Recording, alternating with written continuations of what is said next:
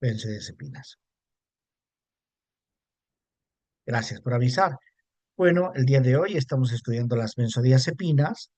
Las benzodiazepinas son medicamentos muy comunes. Buena parte de sus pacientes van a estar utilizando benzodiazepinas. Pueden ser de mucha ayuda, pero también tienen un lado B y requieren que tengamos cuidado. Decía que en los setentas pues usaban un montón, era una maravilla, unos remedios muy vendidos, y en los ochentas nos vamos dando cuenta de que no eran tan maravillosas, ¿eh? ¿Por qué decíamos que eran una fantásticas? Porque tomabas una benzodiazepina y al tiro se iba la ansiedad, la preocupación. Una dosis mayor te dormía. También se ha visto que pueden funcionar como anticonvulsivantes y que incluso te ayudan a sentirte más relajada. Estas personas que mencionábamos que podían estar muy contraídos sus músculos de los hombros, ¿no? Tomaban y les relajaban. Bueno, les relajan, ¿no? Porque todavía funcionan. Aquí tenemos una serie de benzodiazepinas que la gran diferencia es el tiempo que duran en el organismo. La primer benzodiazepina que se inventó fue el clordiazepóxido. Las superventas en los 60, 70 fue el diazepam, también conocido como Valium, ¿ya? Este Valium, como ven, dura bastante en el organismo, puede quedarse más de 24 horas. Incluso si lo has tomado por un buen tiempo, puede quedarse 3, 4, 5 días dando vueltas en tu cuerpo. Por otro lado, tenemos uno que no dura tanto, que se llama clonazepam. ¿Han escuchado del clonazepam? ¿Cuál sería el nombre comercial más común en nuestro medio?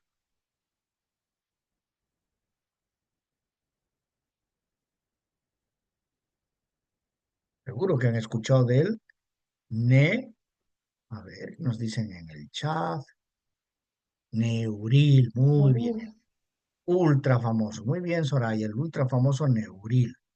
Miren, puede quedarse en el cuerpo de 18 a 24 horas. Luego tenemos otros que tienen que ya tomarse 2 veces al día o 3 veces al día, como por ejemplo el alprazolam. Internacionalmente se conoce como Xanax.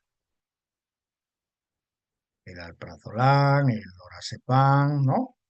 Y aquí tenemos algo que se llama solpidem, que no es una benzodiazepina, sino es un hipnótico no benzodiazepínico del cual hablaremos un poco más adelante. Menos de 6 horas tenemos aquí a una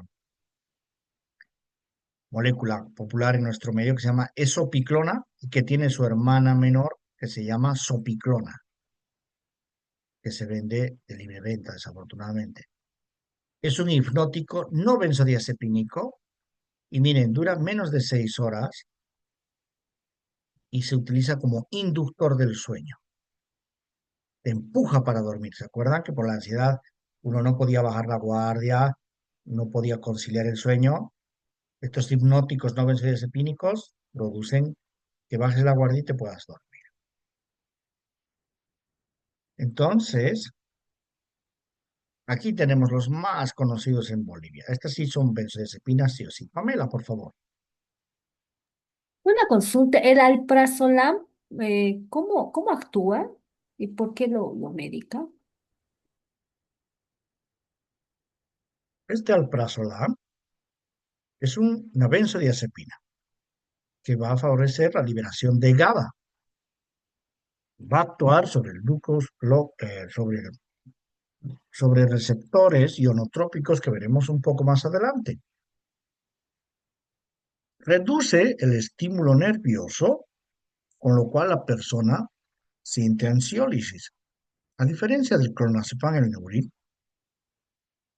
es menos sedativo. Por ende, hay gente que dice, estoy calmado, pero no tengo sueño. Los nombres más comunes en Bolivia, Alplax, Prazolam, Tricalma, y se suele tomar 2 a 3 veces al día. En pánico es el elegido, pero también tiene un potencial adictivo.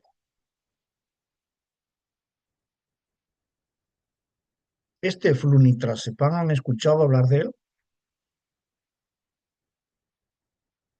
¿Han escuchado de los flunis, los rofis? ¿Han escuchado hablar de las pildoritas? Bueno, estas señoras, señoritas, usan flunis y usan rofis. Rofis le dicen por el nombre comercial más común. Flunitrazepam es una benzodiazepina, muy rápidamente actúa y tiene una característica que genera amnesia. Cuando mezclan con alcohol, se potencia su acción. Muchas veces el sujeto que va a ser asaltado ni siquiera se duerme, se queda como un zombie, con los ojos abiertos, pero en calidad de muñeco de trapo, y lo asaltan. ¿En qué otras circunstancias creen ustedes que se puede utilizar de mala manera o la gente de mal vivir utiliza esto? Yo había escuchado que estos rufis eran la droga del violador, ¿no? También tenían un nombre común así en el internet. Sí, Jocelyn, lastimosamente sí. Es la droga de la violación. Yo he conocido gente que le han echado rofis, ¿no? Lunis, y, y dicen, no, no, no, no los recuerdo. Tengo la sensación que algo pasó, pero no lo recuerdo, porque bloquea la memoria, ¿no? También lo utilizan mucho los adictos, ¿eh? Es muy adictiva esta droga. Y no la usan sola, suelen mezclar con varias otras sustancias. Desde la Sociedad de Psiquiatría desaconsejamos su uso, inclusive terapéuticamente. Yo diría que el 90% de los psiquiatras en este país nunca jamás prescribimos flunitrazepam por su potencial adictivo. Incluso como Sociedad de Psiquiatría de Santa Cruz hemos pedido oficialmente a la gobernación que se prohíba su comercialización, pero no hemos recibido ninguna respuesta, ¿no? Entonces, si alguna vez escuchan de algún consultante que le han prescrito Flunis, no, no, no te lo tomas, no te lo tomes. Y si lo ha estado tomando por un buen tiempo, bueno, necesita ayuda para quitarlo, porque claro, puede venir una abstinencia bien severa. También tenemos este que se llama el Ansietil comercialmente, que es el Ketazolam, una benzodiazepina que la usan para dormir o para disminuir la ansiedad. Lorazepam es un remedio bien interesante porque no pasa por el hígado. Entonces lo usamos mucho en personas que ya tienen daño hepático, por ejemplo, en alguien que tenemos que desintoxicar al alcohol. El alcohol, como recuerden, es un inhibidor mm, del sistema nervioso. Se parece mucho a las benzodiazepinas el alcohol. Actúa sobre el mismo sistema, sobre el GABA. Si le quitamos a esa persona que estaba bebiendo mucho de golpe el alcohol, va a ser abstinencia. Pero obviamente no le podemos dar alcohol. Sí, he conocido comunidades terapéuticas que impresionantemente le daban alcohol y de a poquito le quitaban. Es una cosa absurda. Puedes darle lorazepam. Y si este sujeto tiene pues problemas hepáticos, pues no pasa por el hígado. Por ende, es ideal para desintoxicar. Pero también tiene su potencial adictivo. Y finalmente, otro que se conoce en nuestro medio es el midazolam. Lo usan mucho en la anestesia. No es que anestesia esto, sino es un inductor de la anestesia. Y también se usaba como un hipnótico, el dormico, que ya es difícil de encontrar. Por favor, Lisbeth. Buenas noches, doctor. Tengo una pregunta. Con respecto acaba de mencionar que a los alcohólicos para el tratamiento decía que usted conocía a personas que iban quitando a poco el alcohol, ¿no? para su Sí, sí, tratamiento. está muy Y mal, usted ¿eh? mencionó que deberían darle este medicamento, ¿no? Así es como se trata esto, disculpe. Es que siempre he tenido esa duda, cómo se trataba este tema, ¿no? Con respecto a las adicciones. Sí, esto sería para ayudarle a transcurrir el síndrome de abstinencia, pero no es el tratamiento, es solamente para superar esa etapa. Porque además hay que tener mucho ojo, con esto. Imagínense, si ya de por sí tengo dependencia al alcohol, me voy a volver dependiente a esto también. Y alcohol más benzodiazepina, ahí sí que estamos jugando ligas mayores. Esa persona se puede morir, ¿eh? Hace poco, un conocido, hermano de un gran amigo, médico, murió por esto. Alguien tenía que ir al día siguiente a Brasil a reclamar un departamento que le estaban quitando. Tuvo la buenísima idea de irse a beber y como no podía dormir, ya que es una persona que ya tenía resistencia a los efectos del alcohol, agregó benzodiazepinas y se murió. Cuando fueron, estaba muerto. Y no es el primero que conozco, ¿eh? La benzodiazepina solita difícilmente te va a matar. Difícilmente, por más que te tomes 80 comprimidos, pero más alcohol es muy peligroso. Entonces, es posible que usemos benzodiazepina para la desintoxicación, pero esto nunca lo vamos a hacer en casa. Porque claro, el sujeto que es dependiente va a decir, me he sentido bien con este lorazepam, voy a empezar a tomarlo por mi cuenta, ¿no? Y ahí sí que lo hemos expuesto. Esto sería un ambiente hospitalario. Pero ¿cómo se tratan las adicciones? Prometo que vamos a ver eso el día sábado, un tratamiento más específico de las adicciones. Por hoy vamos a seguir con las benzodiazepinas, entendiendo que van a trabajar sobre los canales iónicos, ¿no? Es un receptor ionotrópico. Un receptor ionotrópico lo que hace es favorecer la entrada de los iones al interior de la célula, con lo cual va a existir transformaciones, ¿no? El cloro entra al interior de la célula a través del canal iónico y esto va a favorecer que se libere el GABA, ¿no? Que es el neurotransmisor que frenará, ¿no? En la benzodiazepina decimos que es un alostérico. ¿Qué quiere decir un alostérico? Que favorece la acción del GABA, no reemplaza la acción del GABA. Y eso es buenísimo, ¿eh?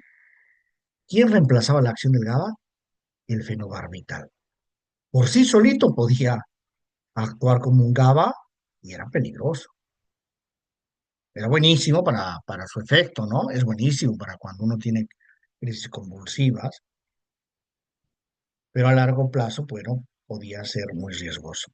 En este caso, tiene hasta su propio receptor, decimos receptor benzodiazepínico, cuando llega la benzodiazepina, aquí tenemos el receptor GABAérgico, juntos van a actuar para favorecer la entrada de cloro, con lo cual este cloro va a ayudar a que se frene el impulso nervioso, porque esta persona, al estar muy ansiosa, está teniendo mucha estimulación eléctrica.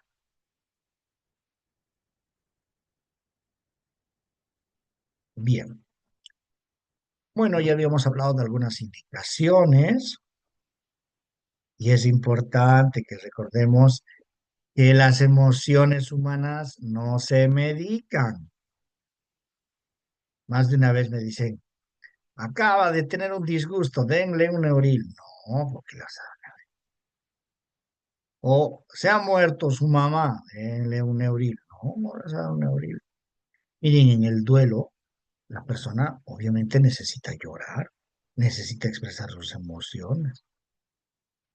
Si le damos estas benzodiazepinas, quizás el pobre acabe el día de mañana como Rob, porque te va a decir, mira, yo recuerdo esos días de que murió mi ser querido, como que no sentía nada, no lloré en el entierro, estaba como con una como una armadura, ¿no?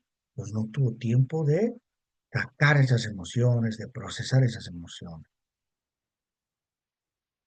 En la depresión tampoco usamos benzodiazepinas. ¿Por qué? Ya lo decía alguien, podrían producir más depresión. Tal vez transitoriamente en los cuadros ansioso-depresivos, donde convive ansiedad y depresión, pero una depresión pura no deberíamos usar un ansiolítico, por más que esa persona tenga insomnio, que hay otras cosas. Para la abstinencia a drogas, no alcohol, ¿eh?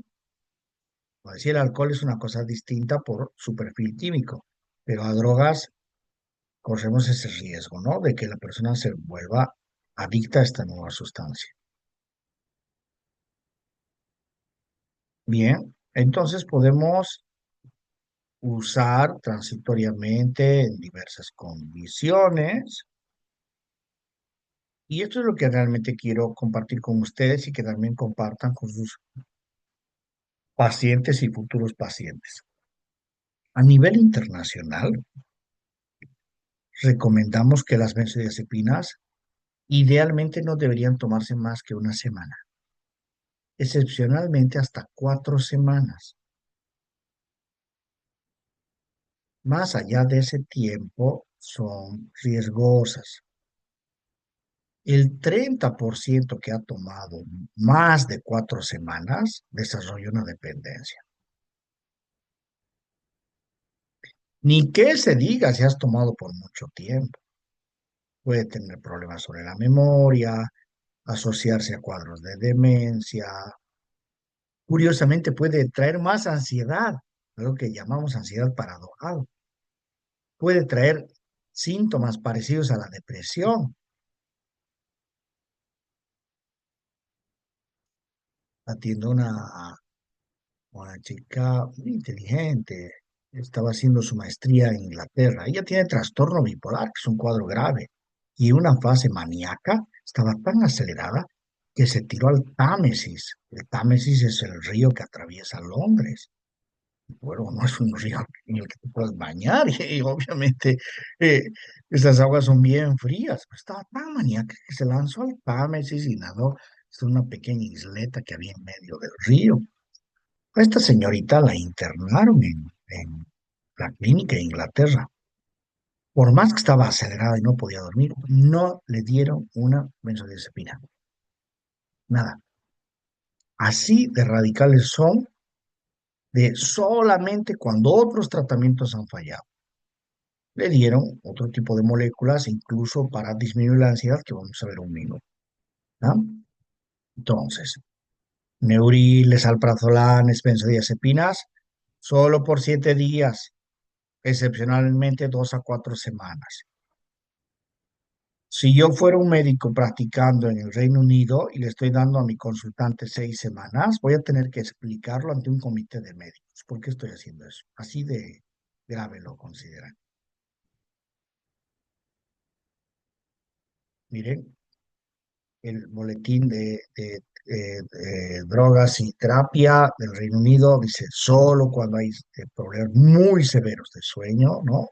Tanto que está afectando la vida del sujeto y su familia, solo cuando algo es muy discapacitante. La ansiedad, ni duda cabe, es frecuente en diversas realidades, más frecuente en mujeres. Solo la cuarta parte de las personas con ansiedad en estos países desarrollados reciben un tratamiento adecuado. Entonces, esto ya lo hemos hablado. Sin embargo, miren, en Reino Unido, 35% de los que están tomando, la prescripción fue apropiada. Siguiendo esto que estamos diciendo. Inapropiada, 65%. En los Estados Unidos, 50-50. En Australia, apropiada un 20%, inapropiada un 80%. A menudo se va a utilizar mal. ¿Y quién va a utilizar mal? A ver, si esta era una pregunta de examen. ¿Quiénes son los que sobre todo van a prescribir? ¿Se acuerdan? Los El médicos generales, sí. médicos generales o médicos de otra especialidad. Difícil es encontrar en estos tiempos un psiquiatra que sea alegre con la benzodiazepina. No dudo que haya muchos que estén tomando, pero muchos de esos son gente que ya la ha estado tomando por años. Pero en el presente, pacientes nuevos, difícilmente el psiquiatra va a prescribir benzodiazepinas por más de unas semanas. Pero los otros médicos, como si fuera tostado de parte. Excepcionalmente, en una persona que diga, ay, tengo que viajar, me pongo muy nervioso y no tengo tiempo para hacer un tratamiento de desensibilización o mi fobia a volar, bueno, solo por esta vez. O quizás un vuelo largo, imaginen a España. Me pongo tan nervioso, tengo agorafobia, me da miedo estar ahí adentro, quiero dormir. Bueno, una dosis única, pero nada más. Excepcionalmente, una persona que está tan abrumada, ¿no? Tan abrumada, no se recomienda generalmente cuando ha sufrido una situación de estrés, porque suele interrumpir este proceso de procesamiento de emociones, pero si es algo muy grave, 1 a 7 días. En ansiedad generalizada, que esto es bien crónico, ¿no? 2 a 4 semanas y luego ir quitando otras 2 semanas. Mientras paralelamente se hace otro tratamiento, obviamente. En pánico suele ser bien necesario, pero también por corto tiempo, mientras paralelamente se hace otro tratamiento. Y si hablamos de las personas mayores, vaya, a ellos sí que les va peor. Es curioso, pero el cerebro responde mal a las benzodiazepinas, el cerebro envejecido. Tan mal responde que hasta puede haber reacciones paradojales. En vez de que el anciano esté más tranquilo, está más agitado. Y si el médico no está muy bien entrenado, en vez de decir, bueno, quite esa benzodiazepina, se ha puesto más nervioso desde que se la di, dice, aumenten la dosis, con lo cual se pone más y más y más agitado, ¿no? Eso me tocó ver hace muy poquito. Estaba muy agitada esa mujer, no podía parar de moverse de un lado al otro. Mi recomendación fue quitar poco a poco, la vi de ayer la vi. Era como si le hubiera vuelto el alma al cuerpo. La familia estaba recontra feliz y lo único que se había hecho es quitar la benzodiazepina. Además, que el insomnio, ¿no? Porque esta va a ser en realidad la causa más común por la que van a prescribir benzodiazepina. El insomnio debe tener como tratamiento de primera línea, primero fijarnos en las causas higiénico-dietéticas. La toma de alcohol, energizantes, el trabajo nocturno es un problema, o el dolor, ¿no? Muchas veces no duermen porque van al baño varias veces, o les escuece, o les duele, o quizás están atravesando una situación difícil y no la están pudiendo enfrentar, necesitan la ayuda adecuada. Personas con psicosis pueden ponerse más aceleradas o personas con demencia, ¿no? Tienen una inversión del ciclo sueño-día. El día se vuelve noche, la noche se vuelve día. Necesitan otro tipo de ayuda. O a veces tienen presión alta y les dan medicamentos para orinar, para que no se acumule líquido y no suba la presión. Pero les hace orinar mucho en la noche y no les deja dormir eso. O la soledad, ¿no? La soledad se siente peor de noche, ¿no? Cuando entra en la noche. Y debemos pensar en algo más específico. Pero además, no solo decimos el potencial adictivo, ¿no?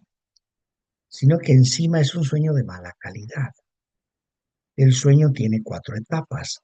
La etapa donde hay síntesis de proteínas, donde realmente recarga el cerebro, es la etapa REM, el movimiento ocular rápido, ¿no? Una persona con sueño REM, todos tenemos sueño REM, le despierta, le levantas el párpado y sus ojos se están moviendo de un lado al otro.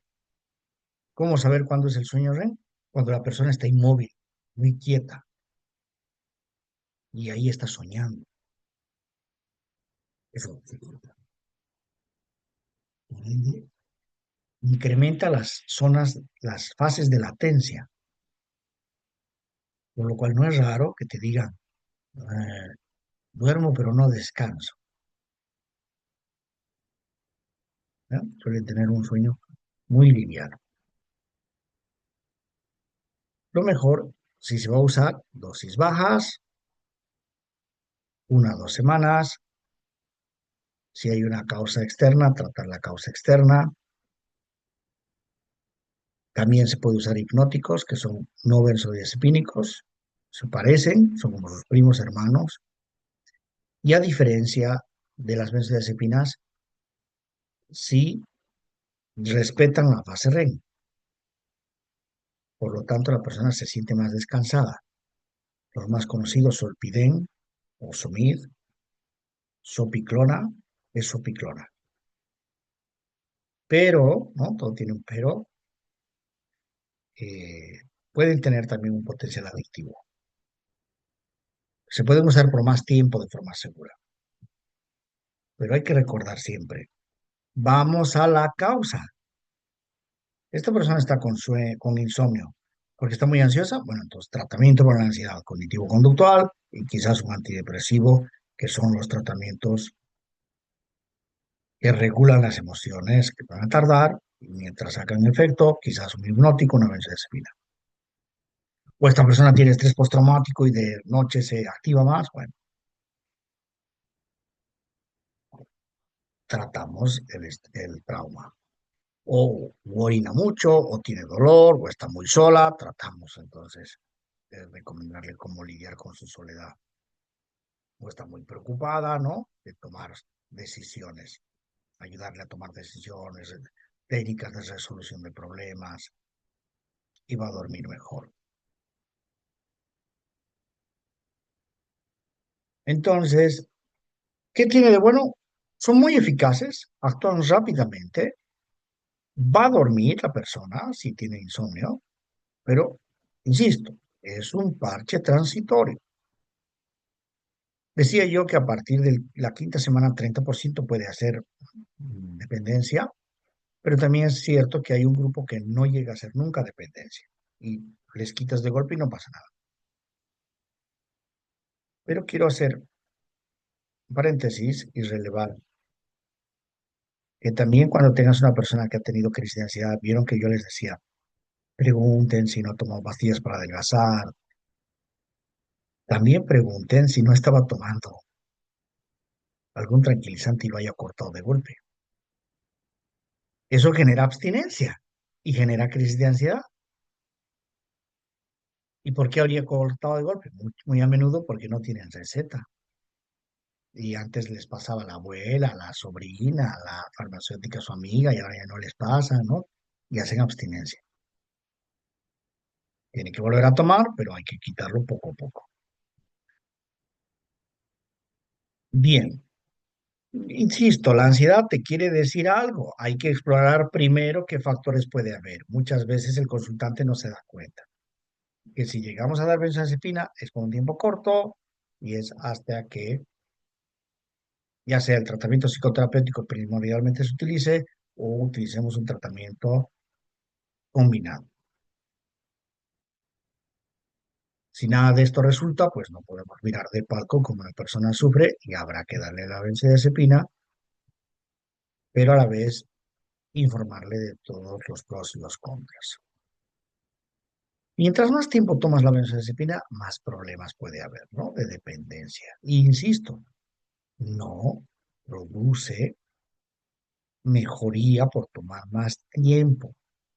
Hasta inclusive sus efectos se van aplacando. ¿Saben por qué? Por un proceso de down regulation. ¿Qué querrá decir el down regulation? ¿Se acuerdan?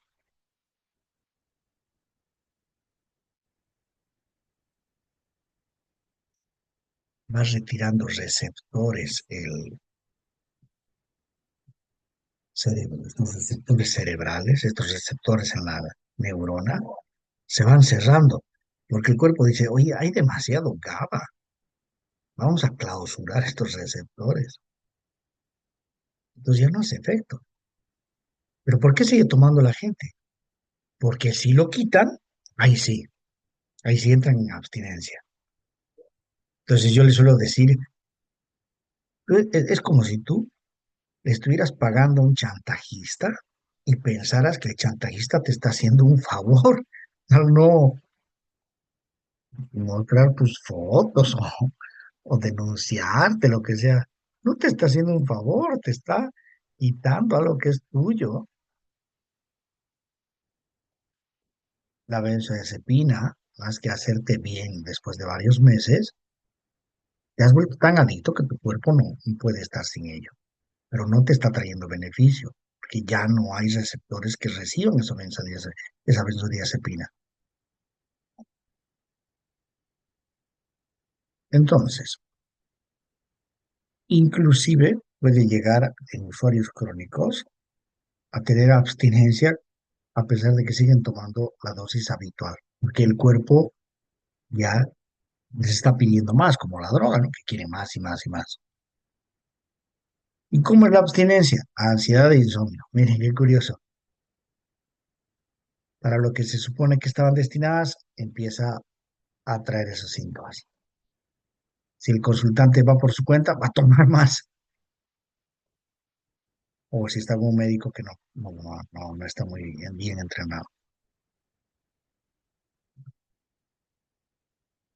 Bien, entonces, ¿cuándo comienza la abstinencia? Digamos que en el caso del Neuril puede comenzar al quinto día, pero en remedios como el alprazolam a los 2 o 3 días. Pueden llegar a durar 2 a 4 semanas hasta pocos meses. Y a veces está mejor, a veces está peor. Síntomas comunes, ataque de pánico, insomnio, sensibilidad al ruido, sensibilidad a estímulos, contracción muscular, hinchazos, náusea, pérdida de memoria, apetito, en los casos más severos, alucinaciones. ¿Qué factores pueden predisponer a una adicción de benzodiazepinas? Historia familiar, en mi familia hay alcohólicos, hay gente que ha tenido problemas con la droga, o incluso con pastillas, un patrón previo, ¿no? Tal vez yo les decía a los adictos, no vas a dar benzodiazepinas salvo en internación para deshabituarle, para ayudarle a lidiar con la abstinencia, sobre todo al alcohólico. Pero darle una benzodiazepina al adicto, no, estás jugando con fuego. Personas bien dependientes, ¿no? Vieron que hay gente que es bien asustadiza, tiene rasgos de personalidad dependiente, se van a quedar pegados a ello, porque como trae alivio inmediato, entonces esa sensación les cala bien hondo y quieren continuar.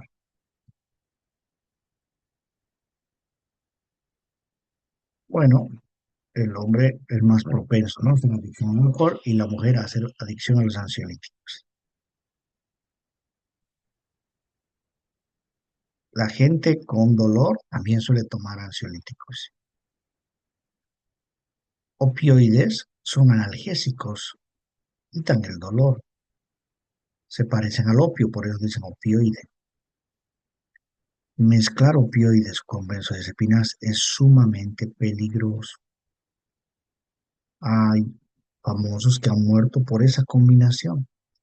Opioide, alcohol y benzodiazepina, tres en raya. Esa persona está muerta si se toma una gran cantidad. En otras ocasiones vamos a ver que mezclan benzodiazepinas con hipnóticos. No es buena idea, no se va a morir, pero va a estar más aturdido al día siguiente o cansado.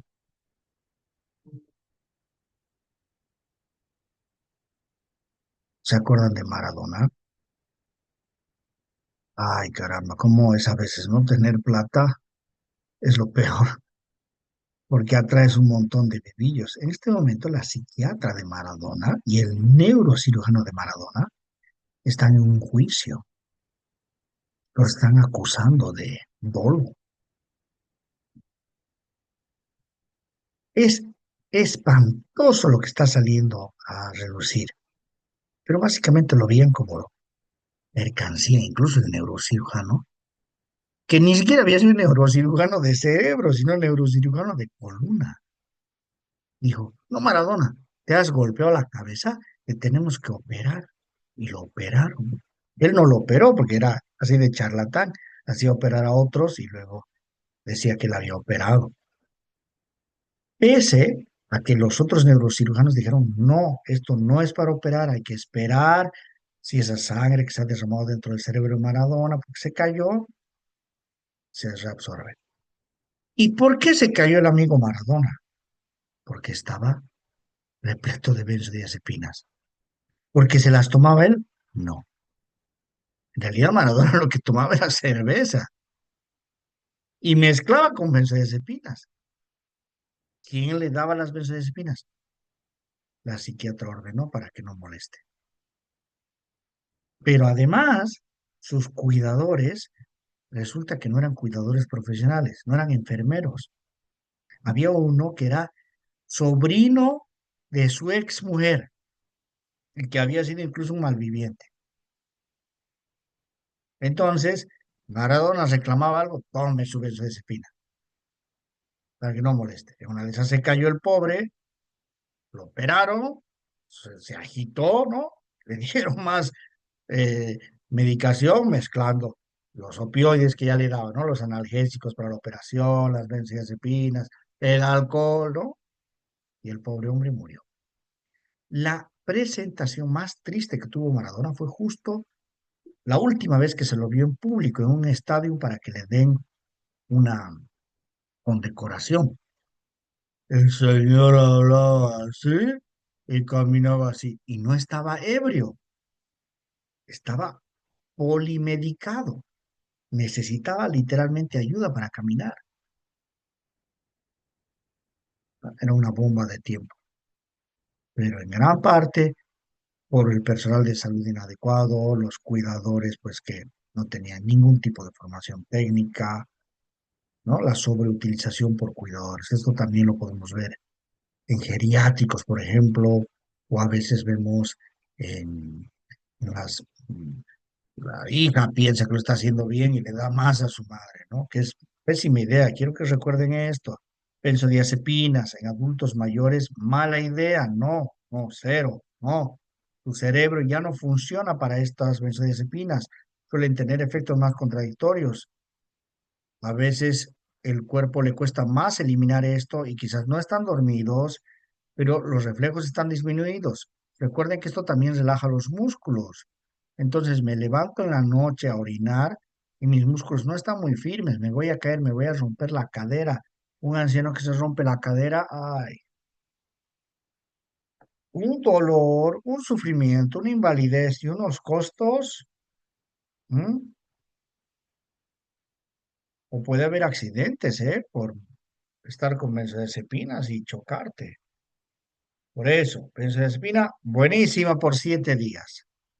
Mucho cuidado hasta la cuarta semana. Y solo cuando no hay otra cosa que se pueda hacer, cuando no hay otra opción. Pero transitorio, en lo que trabajamos con lo realmente importante, que viene a ser la terapia, que quiere hacer quizás otro medicamento que tarde en hacer efecto. Es un verdadero problema, ¿eh? En adultos mayores. Miren, el porcentaje mucho mayor de toma de medicación para dormir, de antidepresivos, que también, ¿no?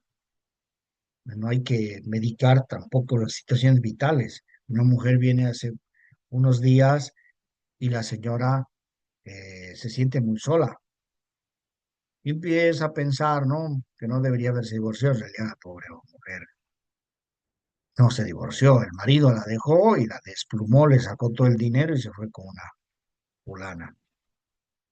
Y ella está muy sola y en gran parte últimamente se ha estado sintiendo más sola todavía porque la hermana viajó con la que salen, porque tuvo un problema intestinal y no podía salir con las amigas, no podía ir al grupo religioso, ¿no? Porque tenía muchas diarreas. Y entonces, ¿qué quería? Quería estar dormida todo el tiempo. No, le digo, no, ni idea, no te voy a dar benzodiazepina, ¿no? No. Cuando yo la conocí hace varios años, tomaba benzodiazepina, es una dosis muy alta. Poco a poco le hemos quitado y la verdad yo creo que lo que está viviendo en este momento es algo muy coyuntural. La hermana va a volver, eh, el intestino ha mejorado un montón, creo que va a poder volver a salir y ya, es solamente incapacidad para lidiar con una situación que ella identifica como conflictiva. lastimosamente dejó la terapia, ¿no? Pero lo entiendo, porque la terapia que hacía no era TCC, una terapia de ir a hablar y hablar y no arreglaban nada. Y le he pedido que vuelva a terapia con otra terapeuta, pero no, no tiene dinero. Realmente me da mucha pena esta señora. Tenía muchísimo dinero, y le fue dando al marido plata, plata, plata, porque además el marido resultó ser un inútil para los negocios. Y toda esa plata la acabó ni siquiera malgastando en tonterías, ¿no? Sino invirtiendo de forma muy incauta, y cuando se acabó el dinero, pues la deja, ¿no? Y ahora la mujer ya no tiene ni siquiera para costear un buen terapeuta, pero confío mucho en que en el fondo tiene una personalidad resiliente y la he visto en mejores situaciones en otros momentos.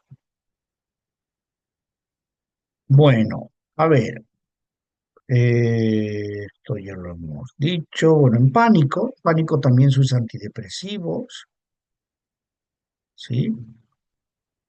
La terapia sin duda ayuda. Cuando hablamos de técnicas alternativas, hablo de este tipo de cosas, ¿no? De hierbas o de Reiki, esas cosas no ayudan realmente. Es un pequeño esquema que nos ayuda a ver cómo quitamos las pastillas cuando ya hay una dependencia, ¿no? Decimos sin prisa, pero con pauta. Miren, nuestra tablita lentamente vamos quitando. He ayudado a gente a quitar estas pastillas a veces en un año. El caso más extremo fue en 2 años, pero lo quitaron y no lo volvieron a tomar más. Y saben, ya hay reportes clínicos y también me lo han contado. Incluso me dicen, desde que quito esas pastillas, veo el mundo de otra manera. Ah, ¿cómo le veo? Yo pensando, tal vez ve más emocionada, siente más emociones. No, me dice.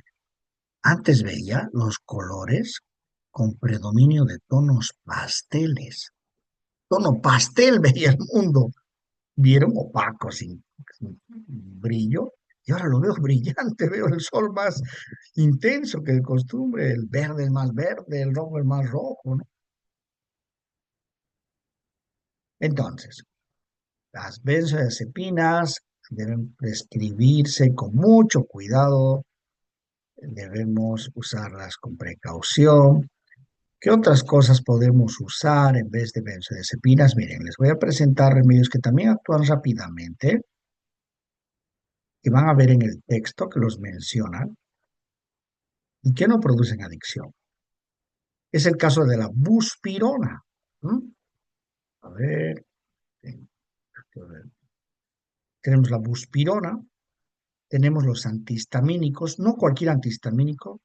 Recuerdan que les había dicho esta señorita en Reino Unido que a pesar de que estaba muy agitada, nunca le dieron benzodiazepina.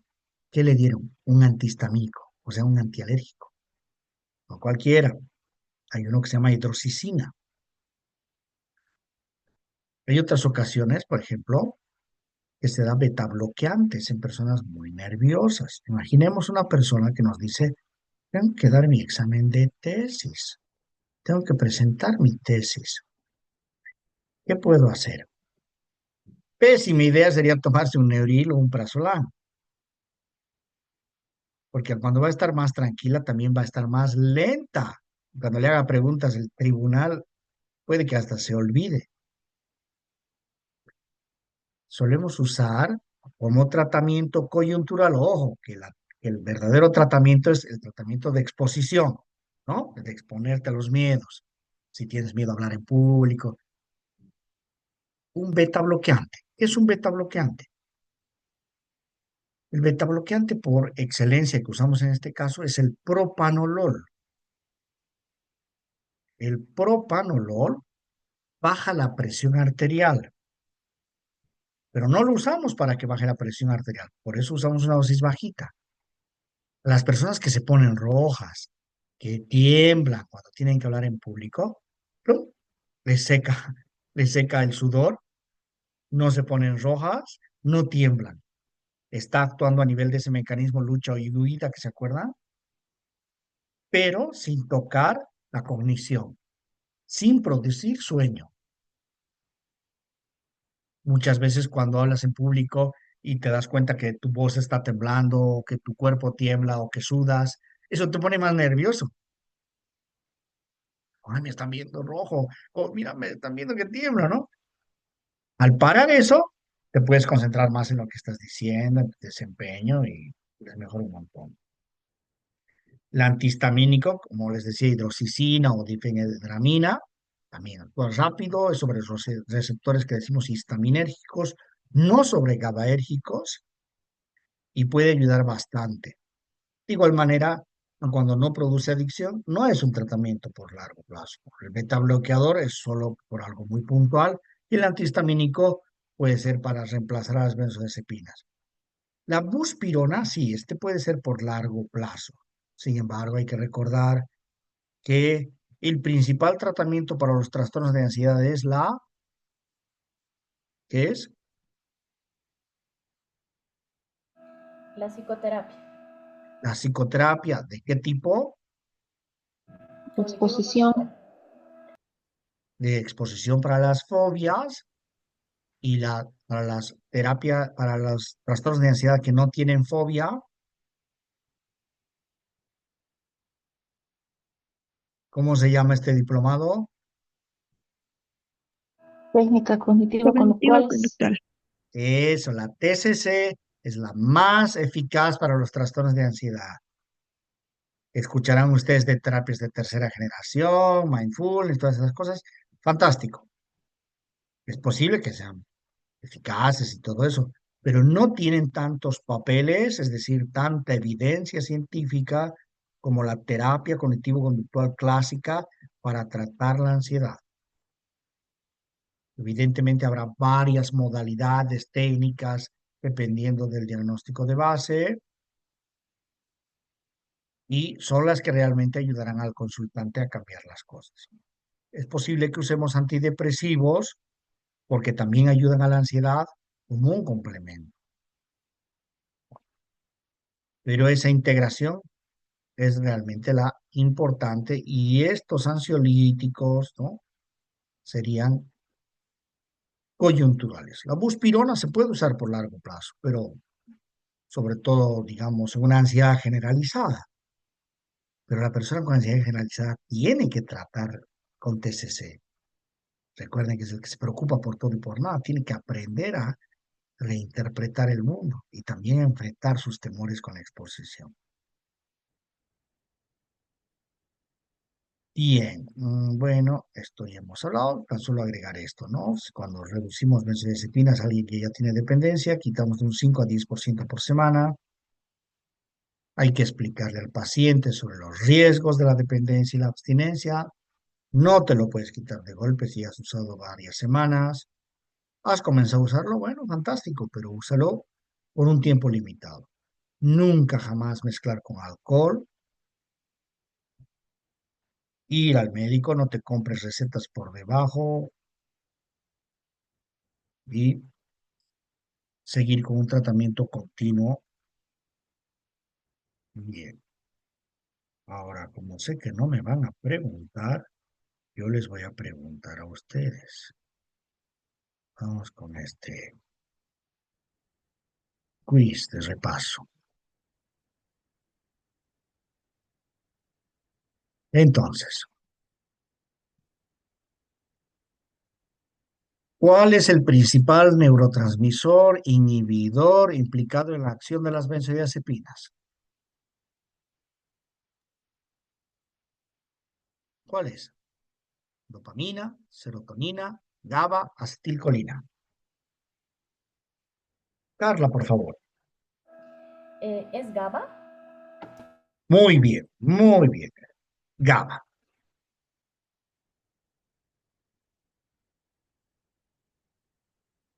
En este caso, ¿qué medicamento ansiolítico no produce ansiedad ni dependencia? Alprazolam, buspirona, Diazepam. diazepam o lorazepam.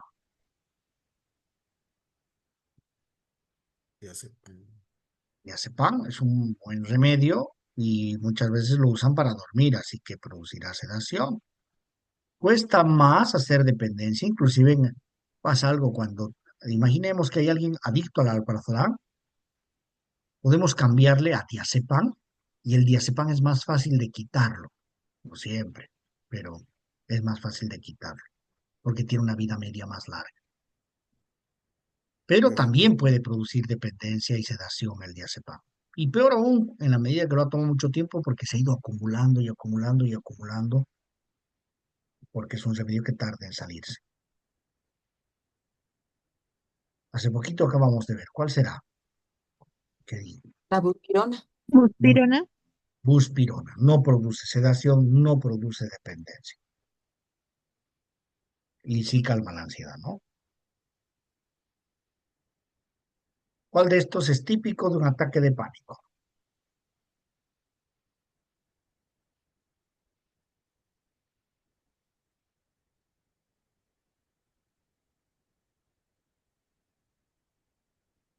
La C, intensidad Las. severa de corta duración. Muy bien, es cuando más sube la ansiedad, solo que dura poco. En cambio, en la ansiedad generalizada no hay tanta ansiedad, pero es permanente, constante. Y es uno de los cuadros en los que mejor indicada está la benzodiazepina por corto plazo, porque el consultante realmente sufre mucho. He conocido gente que hasta se ha ido a vivir al lado del hospital de tanto miedo que tenía que le venga un ataque de pánico.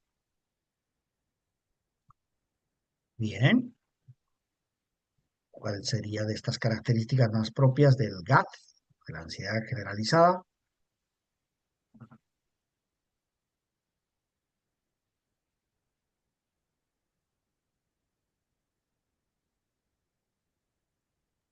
Preocupación crónica y difusa. Tienes razón. Es difusa porque no hay algo específico, no es como decir tengo miedo a hablar en público o subirme al avión, ¿no? O sea, como que el mundo es peligroso. Bien, entonces, ¿cuál de estos dura más tiempo en el cuerpo? Tiene una vida media más Hola, prolongada. Jorge. ¿Qué tal tú? ¿Cuál? Eh, Ya sepa, el diazepam, usted Muy lo bien, mencionó han anteriormente. estado atentas, qué bien, qué bien. Ya sepa.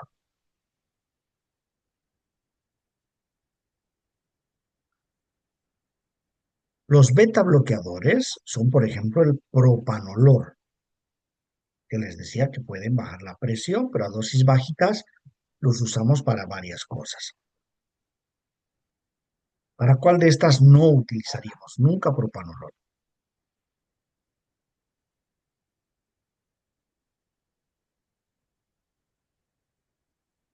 El C.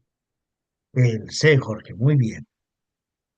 Decíamos que su uso de propanolol es muy puntual. Tenés tesis, tienes que defenderla, no te da tiempo para prepararte, para ensayar, hacer exposición, terapia de exposición. Bueno, tomate propanolol, chao, hiperactivación del sistema nervioso. También se suele utilizar para temblores idiopáticos, es decir, temblores sin causa, pero eso ya sería una condición médica, ¿no? Sí es cierto que un ansioso también le calma el temblor y reduce la frecuencia cardíaca, por eso mismo eh, se utiliza como un remedio para evitar esta hiperactivación que el locus coeruleus está produciendo al ceder esto. Sobre todo, ansiedad escénica, ¿no? Pero en ansiedad generalizada no. La ansiedad generalizada, TCC y quizás un antidepresivo. Bien, y acá, ¿cuál de estos factores incrementa el abuso de las benzodiazepinas? ¿En cuál de estas situaciones sería más fácil que la persona se vuelva adicta a las benzodiazepinas? En el C, En el C otra vez. Claro, ya de por sí tiene una tendencia a la dependencia, no le vas a hacer un favor, ¿eh?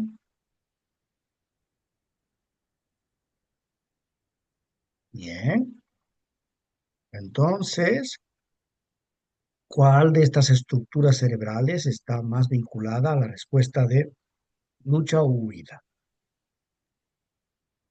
Inciso B, Inciso, Soraya, B, Sí, Sí, B. sí, B. son. B. Tenés razón, es el locus ceruleus que decíamos que una vez que recibe la señal de la amígdala, se hiperactiva y manda señales para que se libere noradrenalina. Bueno, solpidem o sopiclona son los hipnóticos, ¿no? Son primos de las benzodiazepinas.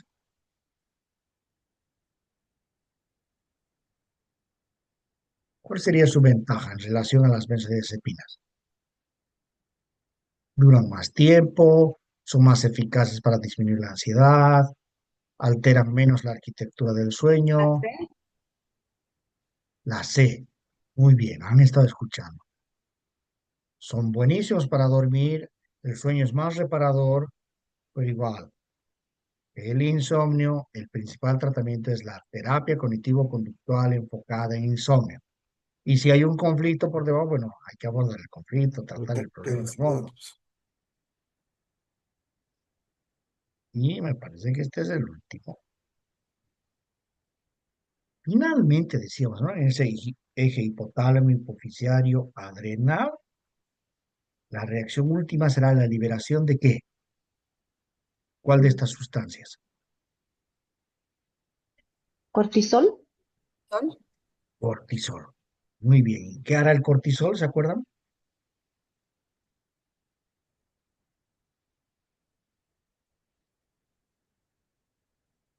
Nos va a Eleva preparar la para, noradrenalina. va a liberar noradrenalina. Bueno, en realidad ya se liberó noradrenalina, pero nos prepara para la lucha Estar alerta. para estar Ah, la lucha. alerta, ¿cierto? Para estar alertas y favorece que haya energía extra, ese shot extra para lidiar con esas situaciones. Buenísimo a corto plazo, pero a largo plazo, ¿qué pasa?